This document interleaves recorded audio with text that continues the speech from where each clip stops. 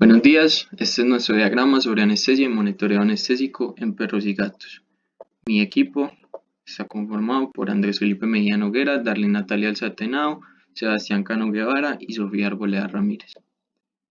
Entonces, en cuanto a la fase 1 de preanestesia, tenemos que se debe crear un plan individualizado por cada paciente que incluya una analgesia perioperatoria. Para lograr esto debemos categorizar el paciente de acuerdo al ASA. Se pueden tener varios planes en la clínica para modificarlos de acuerdo a las necesidades de cada paciente que vayamos a tratar. En el paso 1, que incluiría la evaluación preanestésica, tenemos que los factores a evaluar son la historia del animal en cuanto a medicamentos utilizados anteriormente y su reacción a estos, el examen físico que debe realizarse de 12 a 24 horas antes de la intervención anestésica, la edad del paciente, ya que pacientes geriátricos o neonatos tienen predisposición a presentar diferentes condiciones como hipovolemia o hipotermia durante la anestesia, la raza o el tamaño que tiene cierta importancia debido a predisposición de raza, como por ejemplo los brachiocefálicos, y a componentes genéticos de la raza que puedan hacerlo más predispuesto a sufrir complicaciones. El temperamento, ya que animales con temperamento agresivo necesitan más cantidad de medicación para tranquilizarse y esto puede afectar el sistema respiratorio y cardiovascular. Otros diagnósticos del paciente que puedan afectar el proceso anestésico y otros factores a evaluar como la hora del día en la que se va a realizar el procedimiento, el tipo de procedimiento que vayamos a realizar y la capacitación del equipo médico. En el paso 2 involucra la comunicación y la educación del cliente.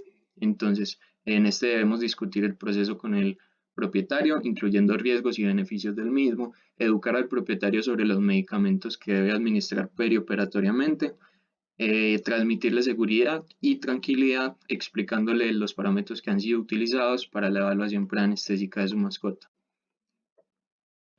La fase 2 hace referencia al día de la anestesia y esta se divide en cuatro pasos, de los cuales el primero es la anestesia comienza desde el hogar. Eso se refiere a que el equipo anestésico debe haber hecho unas recomendaciones previas a los propietarios o propietarias de los pacientes, tanto con respecto al ayuno o a la medicación que éste pueda tomar.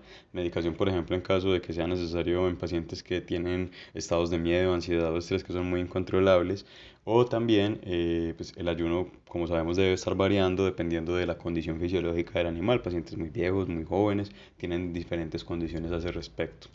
Asimismo, si el paciente tiene una medicación previa por otra patología, pues habría que evaluar si es importante detener esa medicación o no es importante. En el hospital mirar cómo llegó el animal, si llegó mareado del viaje, si tiene estos estados que se mencionó de miedo, ansiedad o estrés, pues medicarlo, por ejemplo, con trazodona, gabapentina o si tiene riesgo de vómito, darle un antiemético.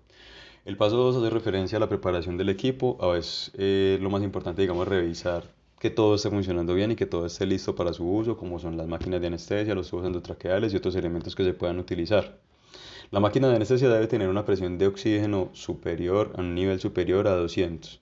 Si no se tiene ese nivel, la operación y más bien pues digamos el procedimiento anestésico se deberían descartar porque no está garantizada la respiración o la ventilación adecuada del animal. Asimismo, se deben estar cambiando constantemente los filtros de dióxido de carbono de las máquinas para evitar que el animal esté recirculando dióxido de carbono y de esa manera que pueda presentar hipercapnia a razón del procedimiento anestésico.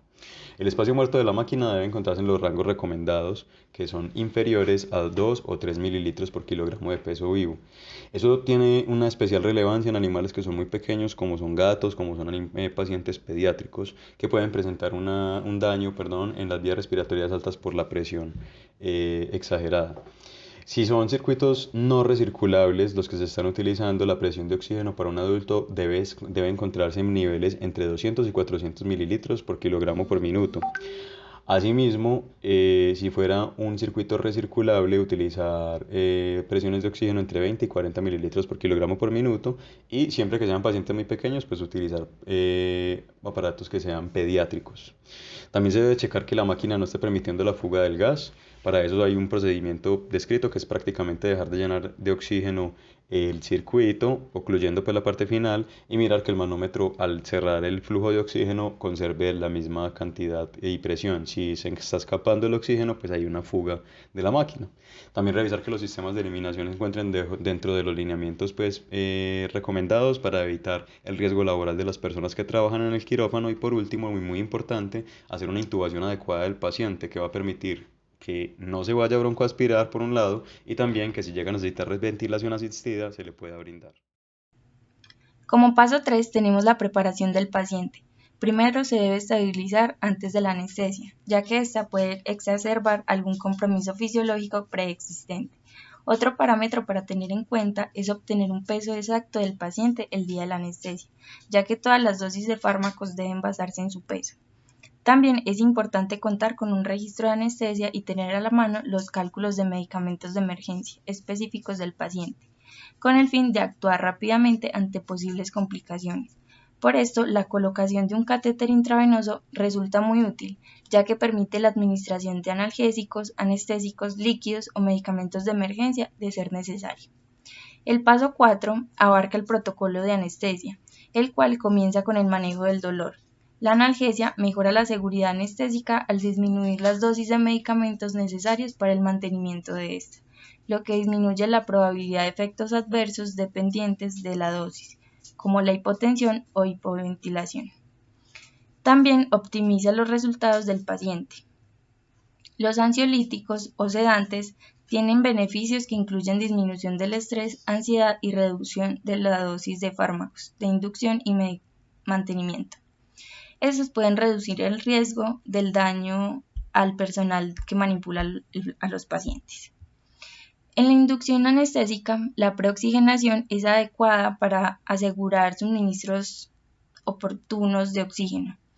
La inducción anestésica se logra de manera eficaz y eficiente mediante la administración intravenosa de fármacos de acción rápida. Después de esto, la intubación es esencial para mantener una vía aérea abierta y protegida. Independientemente de los fármacos o medicamentos utilizados para el mantenimiento de la anestesia, la vigilancia atenta, la interpretación de los cambios fisiológicos y la respuesta al estado del paciente por parte del personal bien capacitado son fundamentales para actuar de forma oportuna y evitar complicaciones o incluso la muerte. Las complicaciones más frecuentes son la hipotensión, hipoventilación o hipotermia. El último paso del protocolo de anestesia es la recuperación. Es un periodo crítico donde el paciente aún corre muchos riesgos y por lo tanto se debe continuar con la monitorización de todos los parámetros fisiológicos del paciente y tener presentes los diversos factores que pueden afectar la calidad de la recuperación, como el estrés ambiental, las luces brillantes, el ruido excesivo, un ambiente muy frío, entre otros. En cuanto a la tercera fase, denominada regreso a casa, tenemos que inicia desde que el paciente es dado de alta y el personal veterinario le otorga al tutor las instrucciones de alta quirúrgica y de alta anestésica con el fin de crear una guía muy completa y muy precisa para el proceso postoperatorio. Esto nos ayudará a que los tutores puedan solucionar algunas inquietudes acerca del proceso y también que se aborden las posibles complicaciones que podrían surgir en este proceso. Entre estas podemos entonces incluir que además de presentar dolor postoperatorio, las mascotas pueden experimentar sedación durante las primeras 12 a 24 horas después de ser dados de alta. Pueden también presentar una disminución del apetito durante las 12 a 24 horas después de la anestesia y también manifestar una tos leve en el primer o segundo día post-anestésico. En esta guía se recomienda contactar al veterinario en caso de que alguno de estos parámetros exceda en el tiempo estipulado. En un segundo momento de esta fase es necesario hablar del enfoque especial que tiene la educación del personal y las estrategias de entrenamiento del mismo. Esta formación educativa es fundamental para la seguridad anestésica, la seguridad del paciente y del personal y también para la atención de calidad que se le debe ser otorgada al paciente. De esta manera entonces, Un proceso de formación exitoso comienza con la participación activa del empleado dentro de un programa integral de capacitación que se recomienda hacer en sesiones semanales durante 12 semanas. Esta capacitación en anestesia debe comenzar con el manejo de la máquina de anestesia, formación en cuanto a la reanimación de emergencia, monitoreo anestésico y riesgos a la exposición de agentes anestésicos volátiles.